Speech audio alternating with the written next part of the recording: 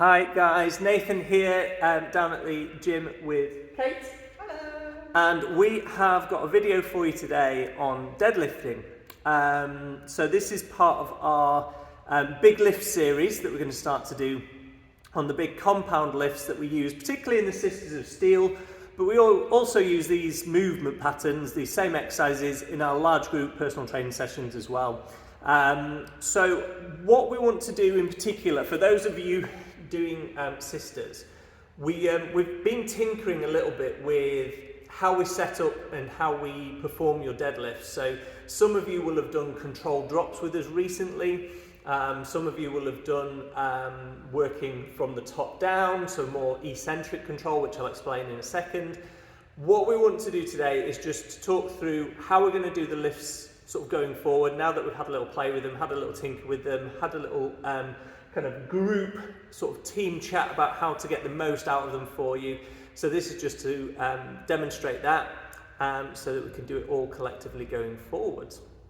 So what we're going to do is to initially talk through the two different parts of the movement, or two different types of movement that we get for your muscles. So we have a concentric contraction and an eccentric contraction. So a concentric contraction is when the muscle is getting shorter under tension, and an eccentric contraction is where the muscle is getting longer under tension. And we're going to use Kate's bottom to demonstrate this with a resistance band.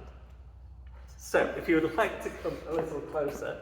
So the concentric part of the movement in the deadlift is when you're lifting the bar from the floor. Okay, so as you lift up, the muscles predominantly involved are your glutes, your hamstrings, your lower back muscles, but we're going to use the glutes as a demo. So imagine that the resistance band is Kate's glute, and what you'll find is that if you come into the deadlift position for me, Kate.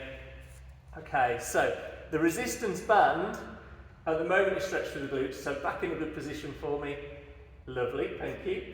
And as Kate stands up through her deadlift, the resistance band is getting shorter under tension, so that's concentric.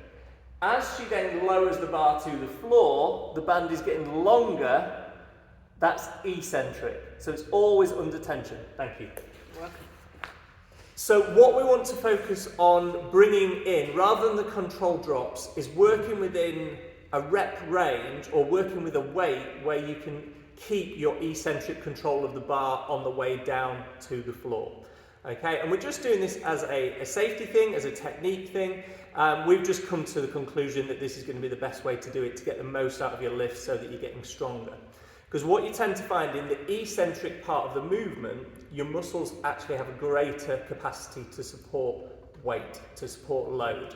So you can actually lift or control more on the way down, that eccentric lengthening, than you can on the way up. So that will help us to keep it safe, but to help you develop your strength as well.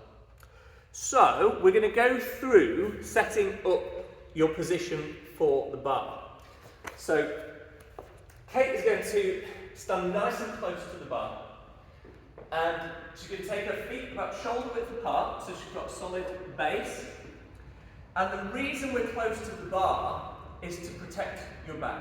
Because if Kate was to have the bar far away and then come into your deadlift position, the weight is away from her centre of gravity.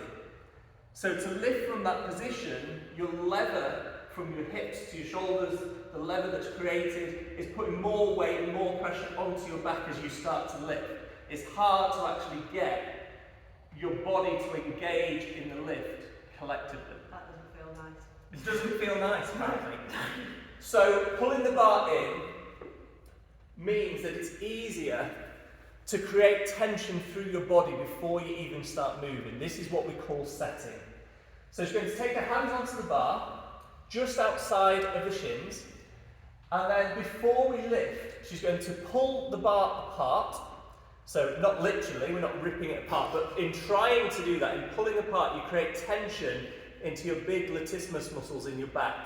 That goes all the way down into your pelvis and stabilizes your pelvis. Okay? Alongside that, she's going to pull her armpits down towards her pockets. If she had pockets on her back, she would be pulling Our armpits down and back. All of this creates tension before we even leave the ground, so that then your back is stable as we push up into the lift, and then we control all the way to the floor. Each time we lift, you're creating that setup again. So once we get to the floor, making sure the bar's close, making sure we're pulling the bar apart, engaging your lats, pulling the armpits towards your pockets before we lift off the floor. So it doesn't need to be a quick dynamic movement, it's thinking about your movement every time you lift. And then we're trying to get, and come around this side, we're trying to get 2 phases to the movement. So we want the hips to lift, and then the back to become more upright. So by doing that, we use your thigh muscles, your quads, your hamstrings, your glutes to take up the tension before your back joins in. So your back can focus then on just keeping your spine secure and stable through the lift. How are they feeling? Good, good, good, good. So one thing we can do to practice that hinge is to use a broom handle. So if you take that onto your back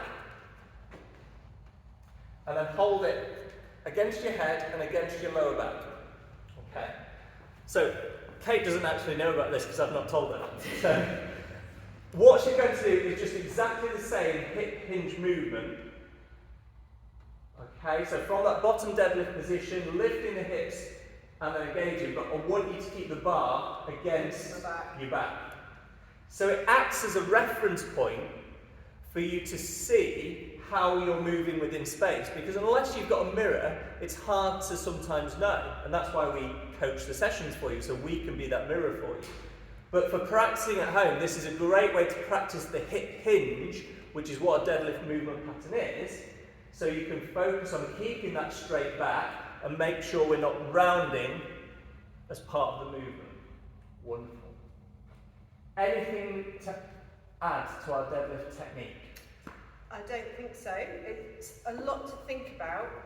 So the key is to not put too much weight on the bar to start with and really think about what you're doing, because then you're not worrying about how much you're lifting, you're worrying about how you're lifting, and that's the important bit. Yeah, definitely. And when we look at the rep ranges that we use, if we're saying that you're in strength week, for example, we get you to lift maybe 5 or 6 repetitions, we want you to start thinking to work with a little bit left in the tank. So if you could get to that 5 or 6 repetitions with good technique, but know you had maybe that 7th or 8th there as room to move into afterwards, that's about the right weight to be working with. Because if you're doing that progressively over a number of weeks and just adding a little on, you're still going to keep getting stronger and stronger and stronger. But if you're going beyond capacity too often, you're going to find that's where the likes of injuries and aches and niggles start to come in. So that's what we're looking to avoid. So just working within your capacity, working with good technique, and working to just gently push the bar in terms of what you can lift week on week. Okay, so thank you for listening in. We've got more big lift exercises coming over the coming weeks. But do drop any questions below in the comments for us, and we will look forward to seeing you in a session soon. Thanks, guys. Bye.